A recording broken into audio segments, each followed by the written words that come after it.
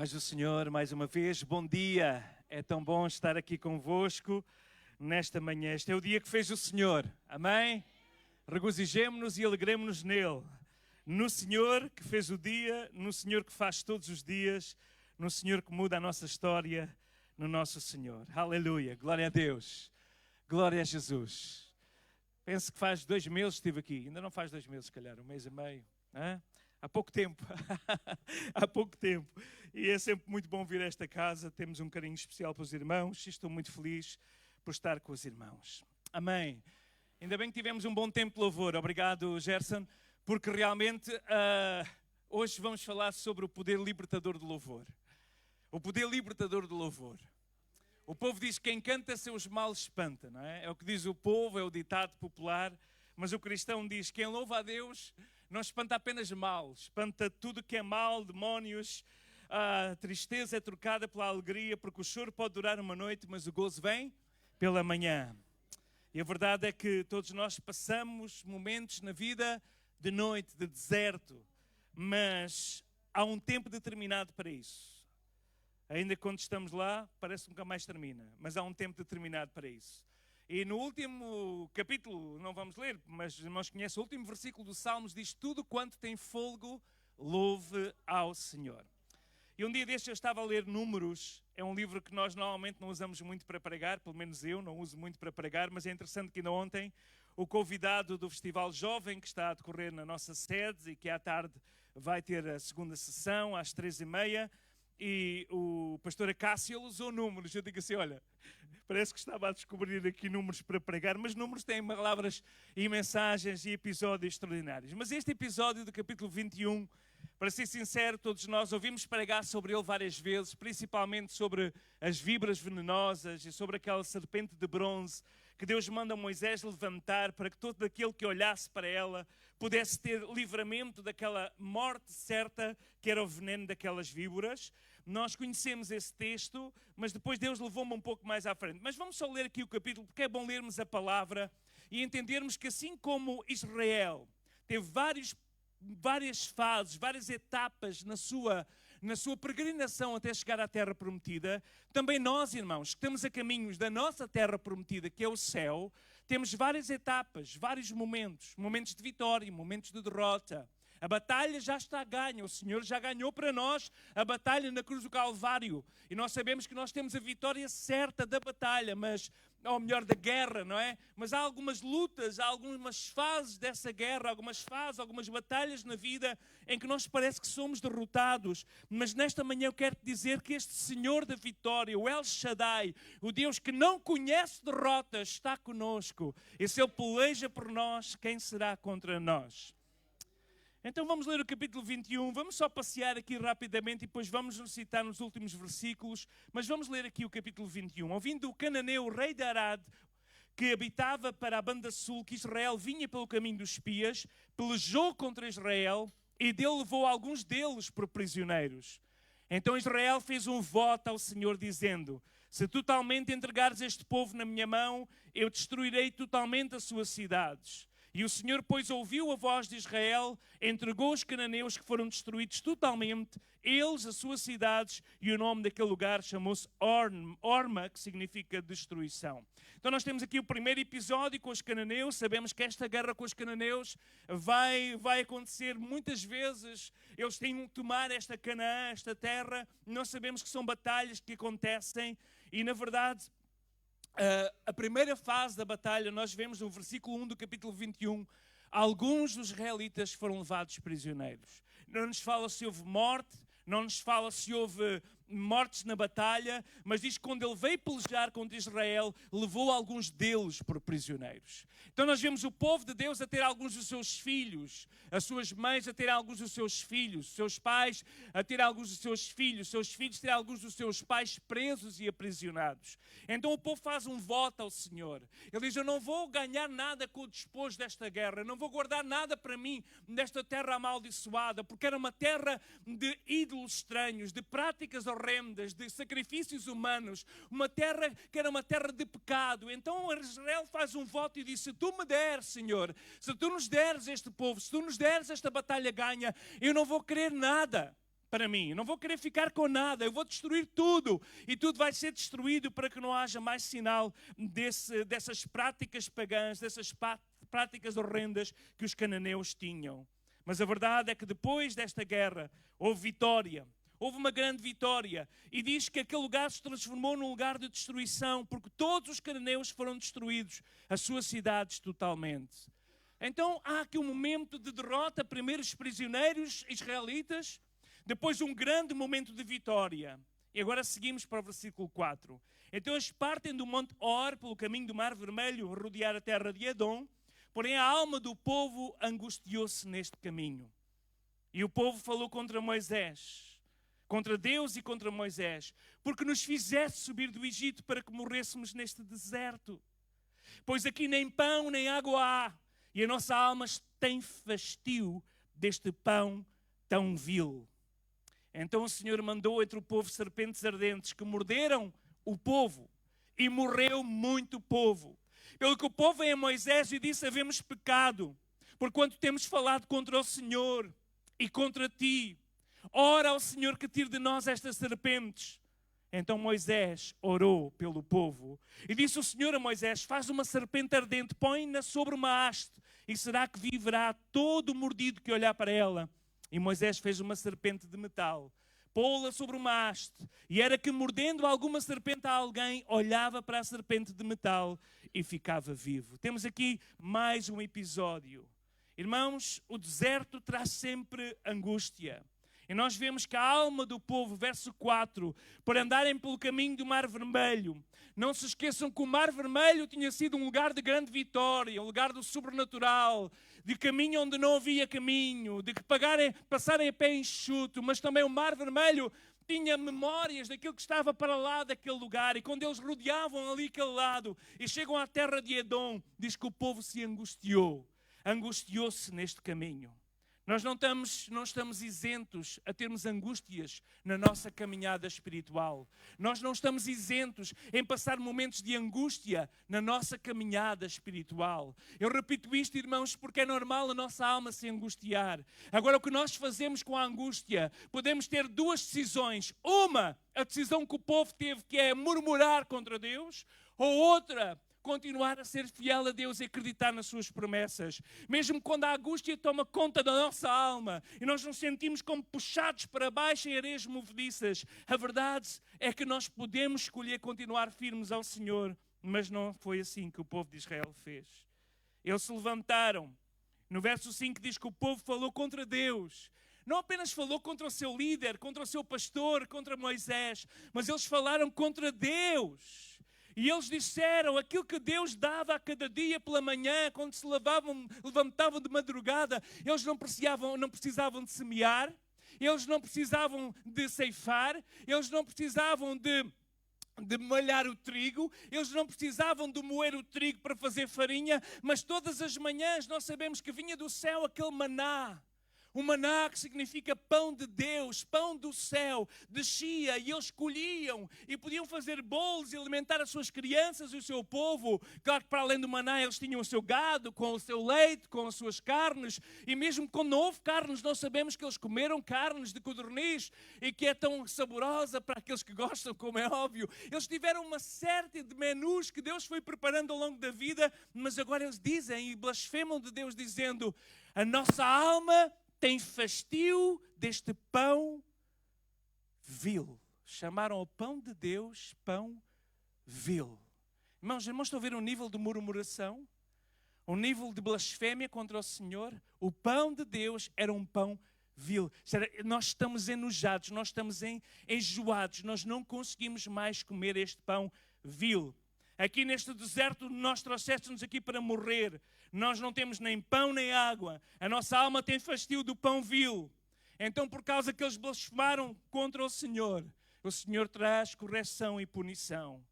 E surgiu o verso 6, entre o povo serpentes ardentes, que mordiam o povo, e eram serpentes mortais, víboras mortais, e diz que morreu muito povo de Israel. Vejam, na primeira batalha, no primeiro versículo do capítulo 21, houve apenas prisioneiros, não fala de morte.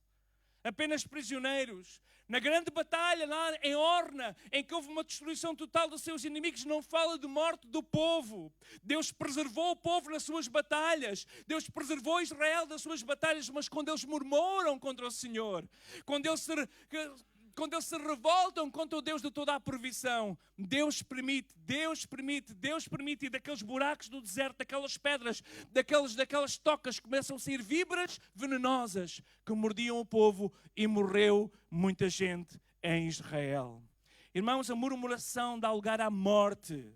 A murmuração mata espiritualmente qualquer crente. A murmuração tem matado muitas igrejas. A murmuração tem matado muito. E nós precisamos estripar essa prática do povo de Deus. É verdade que às vezes podemos não concordar com a liderança, ou podemos não concordar com certas situações. Nós podemos fazer é orar, podemos falar olhos nos olhos, em privado com a pessoa, até fazer ver a nossa opinião. Não está nada de errado acerca disso. Mas quando nós começamos a fazer um grupo contra Deus, contra o seu líder, neste caso Moisés, contra o pastor do povo, então nós vemos que Deus permitiu que as serpentes venenosas viessem e finalmente houve muita morte.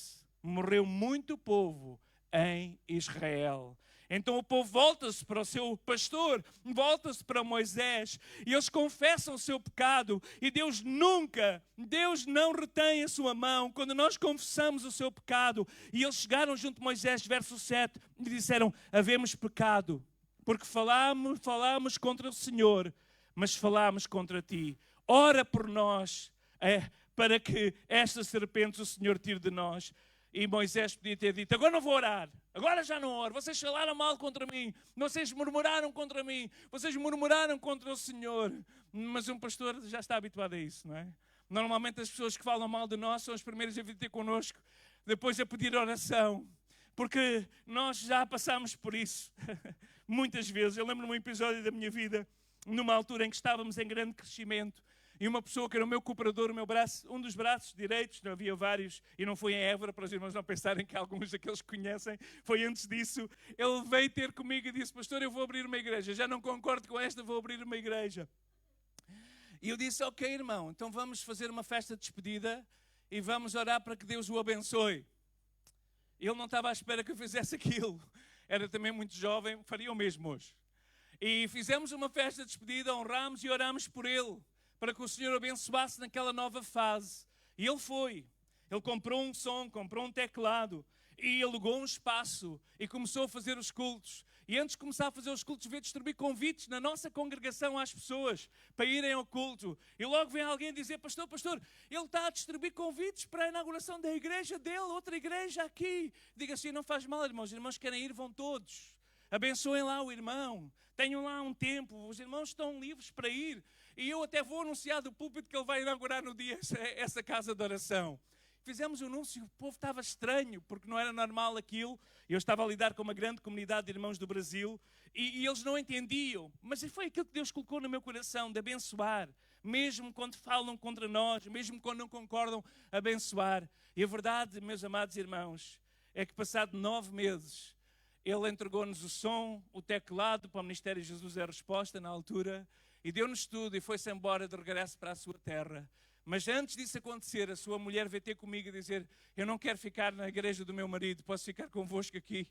E eu disse: não, irmão, não pode, porque o seu lugar é ao lado do seu marido. Mas ele já fez isto lá na terra dele, eu já o conheço, eu quero ficar aqui, estou aqui bem, irmã. A irmã é sempre bem-vinda a nos visitar, mas deve estar ao lado do seu esposo. Os irmãos verem, quando nós escolhemos resistir à tentação da murmuração, porque a murmuração traz morte. A murmuração traz morte. E então agora havia luto, havia choro, havia desespero, havia morte, porque o salário do pecado é a morte. Havia morte entre o povo. Então o povo vai ter com Moisés. E Moisés ora ao Senhor. E o Senhor diz: olha, faz uma serpente, aquelas que elas não podem ver, que é para eles se lembrarem da murmuração. Aquelas serpentes que eles ao verem fogem logo, porque sabem que se forem mordidos vão morrer. Faz uma serpente maior do que essa, uma grande serpente, uma serpente de metal que sabemos noutra passagem paralela que foi uma serpente de bronze. Então ele faz aquela serpente grande,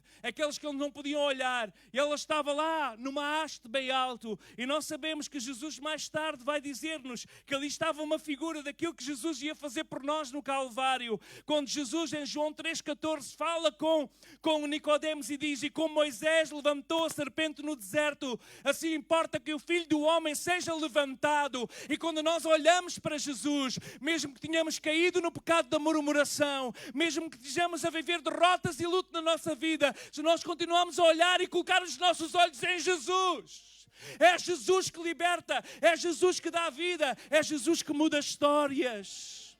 Então aquele povo olhou para aquela serpente e eles ficaram vivos. Há momentos na vida em que só nos resta olhar para Jesus, porque se olhamos para as circunstâncias só desejamos é a morte.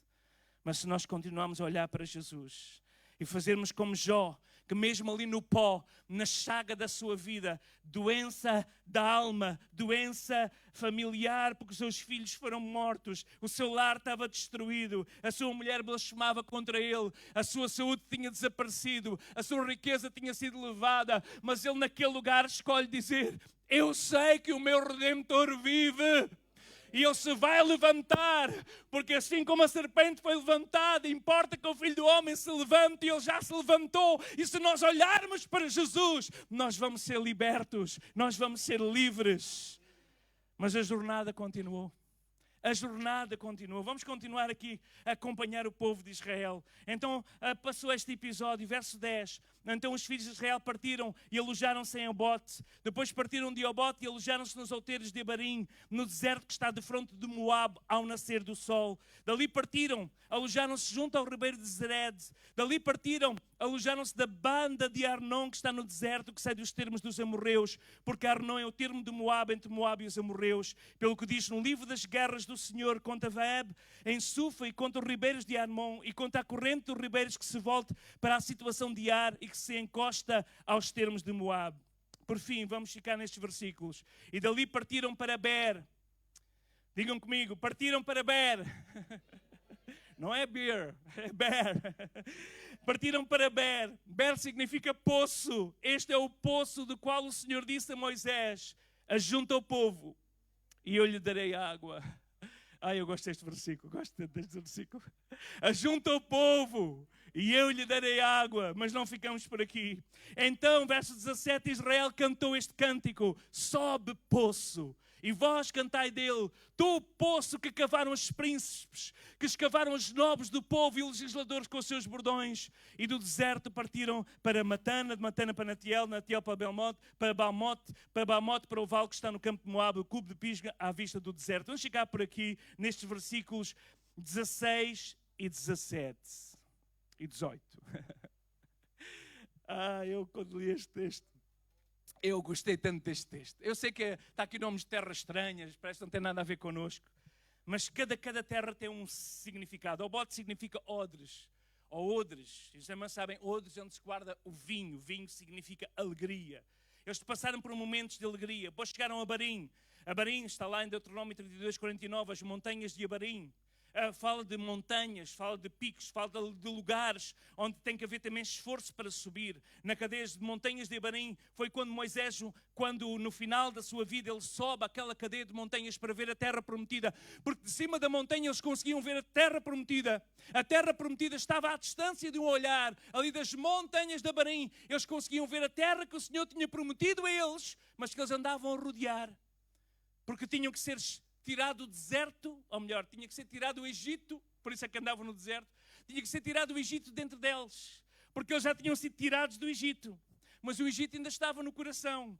E quando nós somos tirados do mundo, mas deixamos que o mundo continue no nosso coração, Deus permite circunstâncias de deserto na nossa vida para que o Egito saia do nosso coração, porque só quando o mundo sai do nosso coração é que nós temos espaço para receber aquilo que é do céu, aquilo que é de Deus, aquilo que é novo para nós. Mas há muitos crentes que ficam ainda agarrados a práticas do mundo, a práticas do Egito. Volta e meia eles diziam: No Egito tínhamos carne.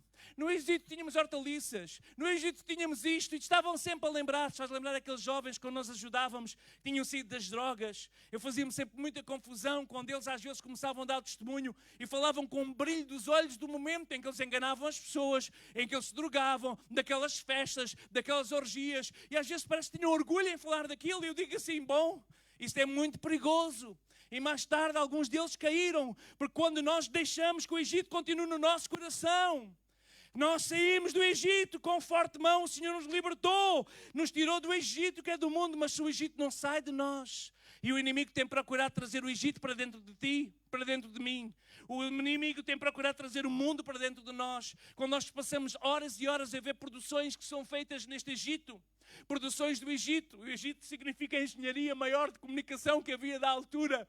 A engenharia maior que da construção. E quando nós vemos grandes produções, grandes séries, grandes novelas, grandes coisas, começa a passar tudo o que é a imagem do Egito, tudo o que é os valores do Egito para dentro de nós. E quando damos por nós estamos já a pensar com o aumento do Egito, em vez de pensar com o aumento de Canaã, a nossa Canaã celestial, a nossa Canaã que está prometida. Então é preciso às vezes passarmos por momentos de deserto. É preciso passarmos por momentos de derrotas.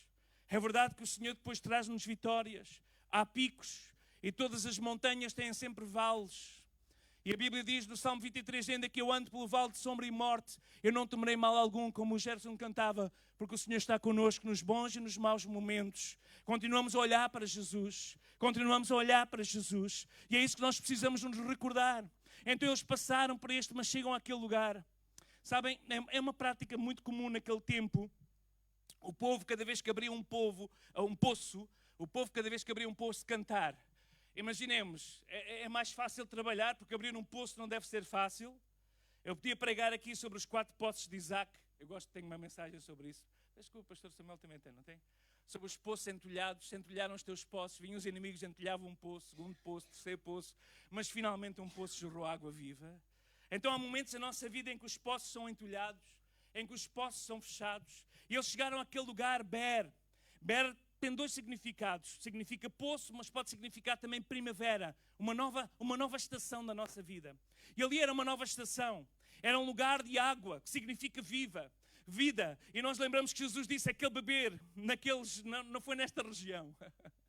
E eu a certa altura quis-me convencer a mim próprio que este poço era o poço da Samaritana. Quis-me convencer, porque achei tão bonito, digo assim, isto tem que ser o mesmo poço. Mas andei a pesquisar e li livros e mais livros e cheguei à conclusão que não é. Não é o mesmo poço. Mas é na mesma região, ok? É na mesma região onde Jesus um dia, numa hora de calor, junto ao poço havia sempre sombras. Junto ao poço havia vida. Junto ao poço era como um oásis no deserto. E naquele poço havia vida. E num dia de calor, num dia de fome, num dia em que a fome apertava, Jesus senta-se à beira do poço e manda os seus discípulos ir à aldeia comprar o pão. E enquanto os discípulos foram comprar o pão, na hora do calor, na hora do meio-dia, sai uma mulher que era desprezada, uma mulher que não era amada, uma mulher que tinha sido de alguma forma abandonada, fosse por morte ou fosse por divórcio dos seus 4 maridos, e agora vivia com um que não era dela. Ela encontrou Jesus sentado naquele poço e Jesus diz: dá-me de beber. E a mulher samaritana diz: Senhor, tu não tens balde, o poço é fundo, como é que tu me vais dar de beber? E ainda por cima os samaritanos não se falam com os judeus. Está tudo errado aqui, está tudo errado aqui. Eu vim na hora do silêncio, eu vim na hora do calor, eu não esperava aqui ninguém, está tudo errado aqui. Há situações na nossa vida em que parece que temos de estar errados para percebermos que só Deus é que tem certezas. E Jesus sentado naquele poço diz: dá-me de beber. E a mulher disse: tu não tens água, és tu maior do que Jacó. Os legisladores, lembra-se aqui o poço do legislador, que cavaram com os seus bordões, com o penhor. Os bordões eram o símbolo do gado, né? Cavaram o poço com bordões. És tu maior do que Jacó, aquele que abriu este poço e deu beber a toda a gente, és tu maior do que ele. E Jesus disse: ó mulher, se tu conhecesse aquele que te pede de beber, tu lhe pedirias que ele desse água. E ele te daria água viva. Água viva. E aquela mulher tinha procurado aquilo em relacionamentos. Aquela mulher tinha procurado aquilo em relacionamentos. Tinha procurado em relacionamentos frustrados. Tinha procurado na sua frustração do dia água viva. E agora Jesus dizia, e ela diz: ó Senhor, então dá-me dessa água. Porque eu estou cheia de sede. Eu estou cheio de sede, sede de vida, sede de alegria, sede de razão de viver. Dá-me dessa água. E Jesus fala sobre quem Ele é. E diz, aquele não é aqui neste lugar. Bom, não temos tempo, agora estava outra vez a pregar sobre João. Não vamos lá então. Mas a verdade é que Jesus é a água viva. Agora vamos encontrar aqui derrotas, lutas, mortes, luto, percursos por vales, percursos por montanhas, situações em que sabiam que o caminho a perseguir, o caminho a prosseguir, o caminho a continuar, mas chega àquele lugar que Deus diz a Moisés, ajunta o povo. Irmãos, se nós queremos que haja mudança, nós temos que sempre nos juntar ao povo de Deus. A Bíblia diz, não deixeis de vos congregar. Na nossa versão tradicional diz, não deixeis a vossa congregação, como é costume de alguns. A congregar é fundamental. Se temos vontade, há dias que não temos vontade. Se ficávamos na cama, humanamente falando, ficávamos na cama. Mas graças a Deus que dentro de nós ainda continua a combater o Espírito de Deus contra a nossa carne. Mas o nosso espírito que está vivo combate contra a carne. E esta luta é uma luta que nos faz muitas vezes, às vezes quando estamos fracos, a carne nos leva para a cama, a carne nos leva para o desânimo, a carne nos leva para a depressão. Mas o Espírito sabe, quando nós nos aproximamos de Deus, quando nós escolhemos sacrificar a nossa carne, Deus faz sempre algo novo e algo bom. E a verdade é que o povo se juntou. Moisés diz, ajunta o povo, ajunta o povo. Ajunta o povo, provavelmente o lugar do poço estava entulhado, ou o poço estava seco, ou havia um lugar em que eles tinham detectado que ali era lugar de água, talvez pelas árvores que estariam em volta. Eu não sei, no céu logo vamos procurar o vídeo para ver como é que era. Mas a verdade é que naquele lugar ali, era lugar de água. Então diz, ajunta o povo, e o povo começou a cantar. Brota poço, sobe poço. Depende da tradução, mas diz brota água, brota. O povo começou a louvar, a cantar. Dá-me água viva, água, eu tenho sede de ti. Minha alma tem sede de ti. E quando eles começaram a louvar a Deus, dizer, Senhor, eu tenho sede, a minha alma está seca, eu estou desesperado, eu preciso, a angústia tomou conta da minha vida. Já até murmurei contra ti, perdoa-me, Senhor. Já até percorri por vales e montanhas, já até passei o meu período de luto, mas agora é a altura de cantar. O poço poderia parecer estar seco, mas eles começaram a cantar. Tu, o poço que cavaram os príncipes, que escavaram os nobres do povo, e o legislador com os seus bordões. E diz que o poço brotou água. Aleluia. Este poço ficou na história. Ficou chamado o Poço dos Heróis. Nós vamos encontrar lá mais à frente, quando este poço é citado, lá em Isaías 15:8, como o Poço dos Heróis. O Poço dos Heróis. Então em Moab, um lugar que não era o lugar deles, naquele lugar onde eles tinham sido derrotados, pouco depois do luto e da morte que tinham passado pelas serpentes, pelas picadas de Satanás na sua vida e na sua família. Ali Israel deu ao povo de Israel, aí Deus deu ao povo de Israel água abundante. Os irmãos, nunca se esqueçam que Israel não é uma tribo de 12 ou 14 pessoas. Nem de 20, nem de 50, nem de 100, nem de 1000. Nem de 5 mil, nem de 10 mil, nem de 20 mil. Nem de 50 mil, nem de 100 mil, nem de 500 mil. Estamos a falar de cerca de 3 a 5 milhões de pessoas que caminhavam ali, milhares e milhares de pessoas. Agora já estou todo baralhado com os números, portanto não ligam aos números. Perguntei depois ao pastor quantos é que eram. Eu não sei quantos é que eram, mas era muita gente naquela altura. E todos estavam à volta do poço. Querem ver este vídeo no céu ou não? Todos a cantar, brota poço, brota. E os instrumentistas cantavam e as mulheres dançavam, porque Miriam e todas elas gostavam muito de dançar. E dançavam. E de repente o poço começa a brotar água. A água que saía para 10, para 100, para 1000, para 100 mil, para 1 milhão. A água viva brotava e todo o povo ficou saciado. Os animais ficaram saciados com a água do poço. Irmãos, se a nossa igreja está a ficar seca, vamos congregar o povo, vamos congregar todos, vamos estar à volta e vamos começar a louvar, porque o louvor liberta depois de luto, depois de derrotas, depois de lutas, depois de vales, depois de conflitos, depois de seca, depois de episódios de dor. Está na altura. Deus diz, reúne o povo e eu vou dar-lhe água. Então o povo cantou a canção, brota água ao poço. A versão NVI é mais bonita neste aspecto, que diz: brote água a poço, cantem a seu respeito, a respeito do povo que os líderes cavaram. Mas foram os líderes que começaram a cavar. Acredito que não foram eles que cavaram sozinhos, não é? Mas foi eles que deram a primeira marca com os seus bordões. Nós estamos a ser chamados como liderança da igreja para orar e buscar a face do Senhor. Se queremos água viva, se queremos que o povo sacie a sede, se queremos sair da sequidão do momento em que estamos a viver, quando nós nos reunimos para orar. Nós vamos ter agora, no próximo mês, já a começar no final do próximo mês, aqueles 21 dias juntos em oração. Imagina o que é que pode acontecer quando uma nação inteira, todo o povo da nação inteira, se reunir a orar e a buscar o Senhor, e a jejuar, a buscar a sua face, dizer: Senhor, pecamos contra Ti. Oh, Senhor, faz-nos voltar ao primeiro amor. E quando nós começamos a orar, e quando começamos a louvar, então ali os bordões dos legisladores ficaram ali marcados no chão, e o povo começou a cantar, e a água começou a subir. E Deus quer fazer, porque há algo muito especial mesmo conosco, há algo muito especial na unidade, há algo muito especial na comunhão, há algo muito especial na congregação. Quando nós lemos Joel, o profeta pentecostal, sabemos que originalmente não era sobre Pentecostes, mas porque foi citado por Pedro e o Espírito Santo usou, sabemos que é a profecia sobre Pentecostes. E lá em Joel 2, 15 e 16 diz: tocai a buzina em Sião, santificai um jejum, proclamai um dia de proibição, congregai o povo, juntem o povo, santificai a congregação, juntai os anciãos, congregai os filhinhos e até os que mamam. Sai o noivo da sua recâmara e a noiva do seu tamo, e clamem ao Senhor, e o Senhor vai derramar a sua chuva. Faz chover, Senhor Jesus. Há algo de especial. Hebreus 10, 25. Não descuidemos a nossa participação na comunidade dos crentes, como muitos fazem. Alguns, se calhar, fazem e estão-nos a assistir a partir da internet porque já não têm saúde para estar e acabam por congregar através. Mas hoje em dia há muitos crentes de sofá. Eu também já, durante a pandemia, todos nós fomos crentes de sofá. E nós sabemos que é muito bom. Nós estamos no sofá, quem tem aquelas televisões agora já inteligentes, já conseguem pôr lá o canal da Mel aqui da igreja, ou o canal do YouTube, e depois está ali a assistir o culto, e leva umas pipocas para o lado, e enquanto os irmãos estão a cantar, o irmão se calhar está a comer uma pipoca. Estou a brincar, claro que não estão a fazer isso, não é?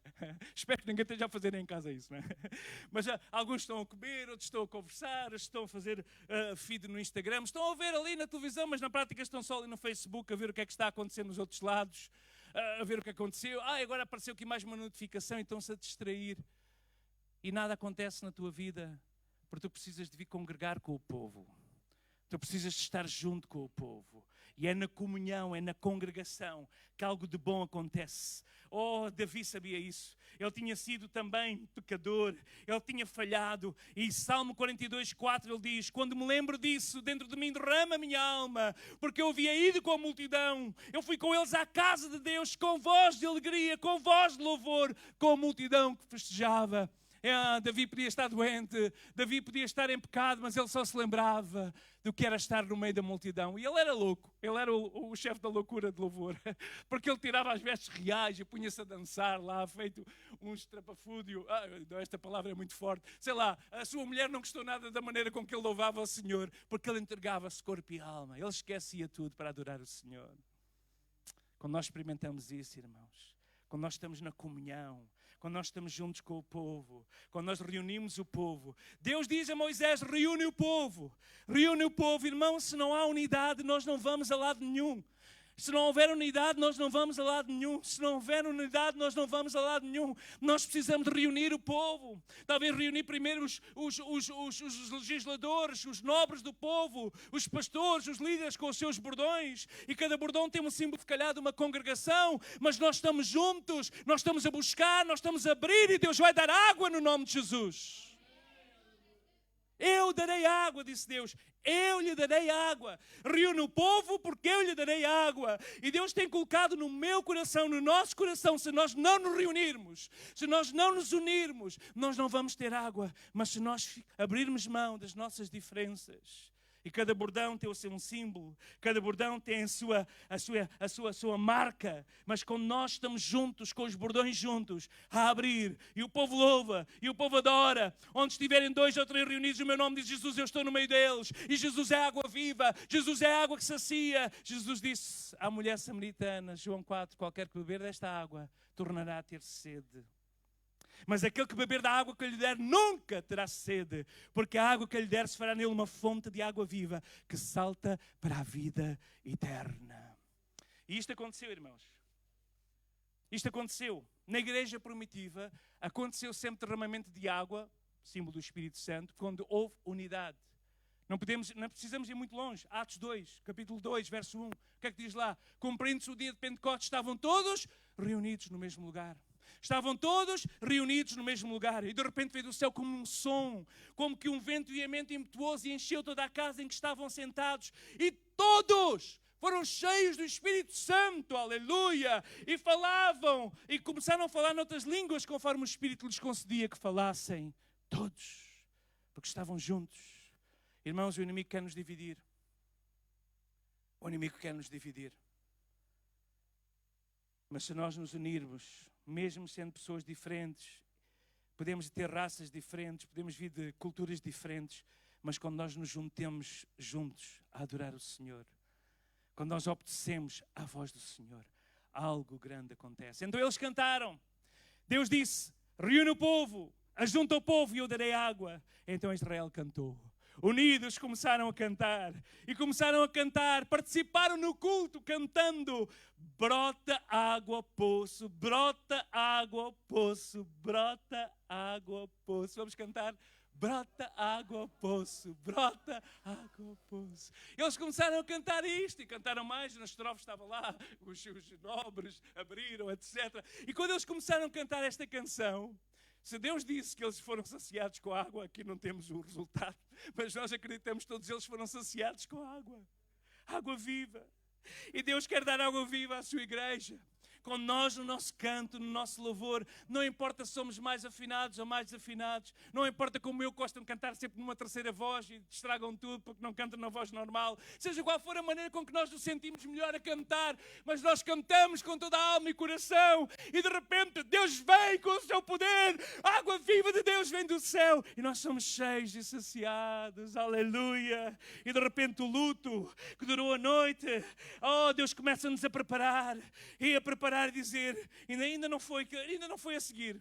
Ainda não foi a seguir que eles ganharam a terra prometida. Eles ainda andaram lá pela terra dos amorreus. Ainda andaram lá por aqueles lugares, pelas suas aldeias. Eles ganharam ali, depois já logo a seguir em Hesbron, eles ganham uma cidade. Já tinham uma cidade de Sião, etc. Os irmãos podem ler em casa. E Israel habitou, mas aquela não era a terra deles. Deus tinha uma terra que mandava leite e mel para eles. E nós vamos ainda possuir aqui alguma coisa? Sim, se Jesus não vier antes. Por isso não desanimes, meu querido, minha querida irmã, não desanimes. Há momentos de vales, há momentos de dor. Mas se nós, às vezes, em sacrifício, continuamos a subir e a nos juntarmos com o povo e começarmos a dizer, brota água viva, Senhor. Brota água viva. Porque a cisternas fala de água morta, mas poço fala de água viva. Fonte de água viva. Fonte de água viva. Em momentos de pressão, em momentos de ansiedade, em momentos até mesmo de depressão. Irmão, não fique sozinho na tua casa. Se estás em depressão, se estás em pressão, se estás em ansiedade, não fique sozinho. Faz um esforço. Sai da tua casa. Junta-te à congregação dos justos, que louva e adora. Justos porque foram justificados pelo sangue de Jesus, justos porque foram lavados no sangue do Cordeiro, e eles cantam, e um dia vamos cantar por toda a eternidade juntos, aqueles que vestiram e que levaram seus vestidos no sangue do Cordeiro. Mas quando nós reunimos ao domingo de manhã aqui, fazemos um esforço de vez em quando para ir à sede também, para estarmos juntos, todas as congregações, quando nós fazemos esse esforço, de vez em quando, Deus gosta particularmente. Ontem nós estávamos muito pouco lá na reunião de jovens, mas foi tão bonito ver pessoal ali daqui da Assembleia de Deus de Águas Livres, pessoal de Campo Torique, pessoal de Moscavide, pessoal das diversas congregações, Odivelas, juntos a louvar. E podíamos ser poucos, mas Deus se moveu, Deus falou aos nossos corações, porque Deus se agrada na unidade. Nós pertencemos, não é, à aliança evangélica. Quando nós estamos com outros irmãos de outras denominações, irmãos. Este verão eu tive a oportunidade de ir a uma igreja que nunca tinha ido. Nas férias, a gente vamos a igrejas que não é nossa porque estamos de férias. Mas vamos à igreja mesma. Porque a igreja não é paredes, é pessoas lavadas pelo sangue de Jesus. E nós estávamos com os nossos familiares. Eu já contei isto tantas vezes, porque foi um momento marcante neste ano da minha vida. Eu estava com o meu cunhado, com os nossos primos. Alguns deles estavam até afastados dos caminhos do Senhor. E nós fomos, então, para não irmos à igreja onde toda a gente nos conhece, nós fomos a uma igreja onde não somos conhecidos. Nem andei à procura de uma igreja da Aliança Evangélica, sei que é uma igreja evangélica, não é uma igreja que seja uma igreja boa, não é? Não ia para uma igreja da tradição, outra coisa qualquer esquisita. Não, uma igreja que a gente sabe que é uma igreja que se cultua o Deus vivo, que Jesus Cristo é Senhor naquele lugar, e por acaso aquela igreja até apoia os missionários da Médic, portanto eu sabia que era uma igreja até com um coração missionário, e nós fomos ali. É uma igreja que foi fundada por um pastor que por causa dele o meu avô teve desviado, não por causa dele, do pastor antes dele, até teve desviado porque a certa altura ele disse assim, os pentecostais não vão para o céu. E o meu avô chegou lá ao pé dele e disse assim, oh senhor Matei, se os pentecostais não vão para o céu, eu vou já sair desta igreja, porque o meu filho deixou a família, deixou tudo, e ele é pentecostal. Eu não quis dizer isso, você entendeu mal e tal, e por causa disso ele andou afastado dos caminhos. Não interessa a história. Uma igreja que até nós podíamos ter razões no passado de dizer assim, vamos lá. Nós fomos lá, até porque não tem nada a ver. Por acaso depois já tínhamos feito com aquele pastor que fundou aquele missionário alguns funerais, o funeral da minha avó e do meu avô, que era daquela igreja. E nós fomos àquela igreja. E eles começaram a cantar, muito informalmente. Pessoal todo informal, uma igreja muito informal. Eles começam a cantar e o líder de louvor estava lá a cantar. E de repente levantamos os braços, começamos a cantar. E eu não consegui parar de chorar. Eu chorei o tempo todo. As lágrimas corriam. Eu queria parar, mas não conseguia parar. Porque era tão bom. Eu só me lembrava daquele versículo que você acabou de citar lá de Davi, a dizer, quando me lembro disso, a minha alma se derrama dentro de mim, porque eu havia ido com multidão que festejava a casa de Deus. Quando eu estava ali, eu não conhecia os irmãos, só conhecia o pastor, mais ninguém. Não conhecia ninguém daquela igreja, mas eu estava a adorar. O Espírito Santo baixou sobre nós. E mesmo os nossos familiares que andavam assim meio tremidos nos caminhos do Senhor, eles sentiram a presença de Deus e por causa disso nunca mais deixaram agora de ir à igreja. Quando nós nos congregamos, quando nós estamos juntos e começamos a cantar, brota água, brota poço, o poço da água viva, a fonte de água viva é Jesus. E quando nós cantamos sobre Jesus e para Jesus, Jesus vem, e eles cantaram, e Jesus veio, Deus veio, e a água viva veio, e eles foram saciados, e o Deus vivo quer enviar água viva para a sua igreja. Talvez a música possa ser uma forma de nós celebrarmos a Deus. Talvez a música possa ser uma música de gratidão, uma música de fé, uma música de inspiração aos irmãos, como cantámos nesta manhã. Mas cada vez que nós clamamos ao Senhor, hoje, para o presente e para o futuro, nós dizemos, Senhor, brota água viva, brota água viva. E este Senhor que faz brotar água viva, Ele responde ao clamor, porque o louvor liberta. Esta manhã levantei-me madrugada e Deus fez-me escrever aqui esta frase. Talvez sentes que o teu poço já secou, mas quando nós louvamos aquele que tem a água viva, Ele vai fazer brotar algo de novo. Vamos ficar em pé na presença do Senhor. Aleluia. Vamos deixar que o Espírito Santo fale connosco. Talvez na tua vida sentes que o teu poço está seco ou foi entulhado por inimigos que têm tentado roubar a tua bênção e a tua alegria. Mas o Senhor que faz algo novo, o Senhor que faz algo novo, o Senhor que diz, não considereis as coisas antigas, nem fiquem a viver no passado, olha para mim. Eu quero fazer algo novo. A minha esperança está no Senhor.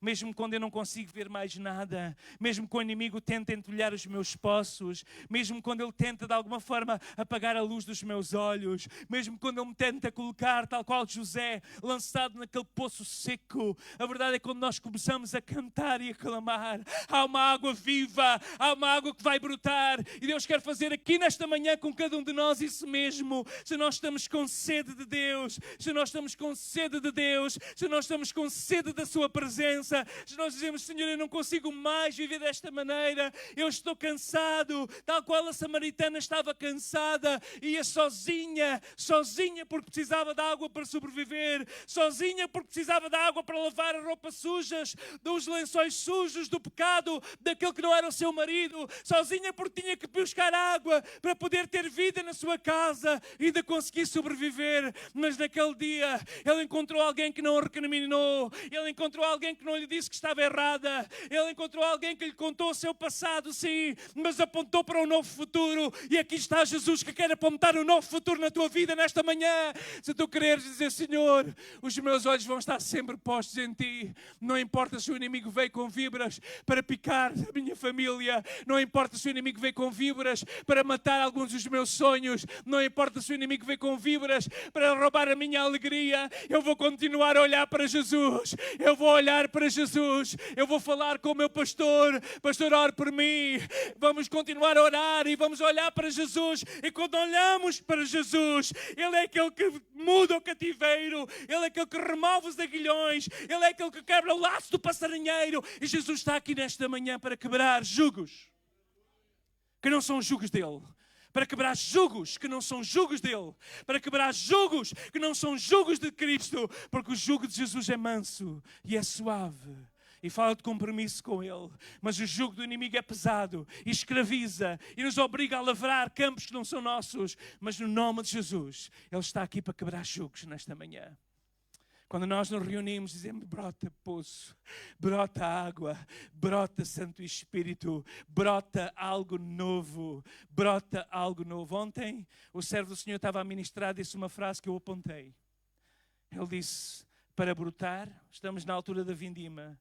Depois da vindima, as videiras ficam todas partidas, principalmente agora quando tudo é feito à máquina. Ficam partidas, ficam sem folhas, ficam sem fruto. E depois vem a poda. E vem a poda com as suas tesouras. E vêm os especialistas com as suas tesouras. E vão cortar aquilo que está seco. E vão cortar aquilo que está murcho. E vão cortar, às vezes a serra nos deixa só no tronco. Mas porque o tronco está baseado na videira verdadeira. Porque o tronco está baseado na raiz da palavra de Deus. Porque eu sei que o meu Redentor vive. Porque eu sei que a sua palavra é fiel e verdadeira. Mesmo que haja poda, mesmo que haja cortes, os cortes são para fazer algo novo. Algo grande, algo belo, algo maravilhoso. Ninguém gosta de ser podado, ninguém gosta de ser podado, ninguém gosta de cortes. Mas às vezes o Senhor usa esses mesmos cortes para fazer algo novo. E Deus quer fazer algo novo nesta manhã. No nome de Jesus, recebe esta palavra para a tua vida. Brota poço, brota poço. Brota água viva, brota água viva, que sacia a minha vida, que sacia a minha família, que sacia o meu gado, o meu trabalho, a água viva que sacia a minha sede. No nome de Jesus, Pai, eu oro pelos irmãos e as irmãs que estão a passar, Senhor, por lutas e dificuldades. Senhor, eu quero orar nesta manhã, Senhor, porque, Senhor, nos colocamos naquele lugar. Nós já estivemos lá. Nós já estivemos ao canto de um sótão, sem sentido de viver, sem vontade de viver. Nós já estivemos jogados no chão, atraiçoados. Nós já estivemos lá. Nós já estivemos lá, Senhor. E Tu, Senhor, ó Pai, estendestes a mão de misericórdia. Senhor, ó Pai, cada um de nós passamos por estes momentos de derrota.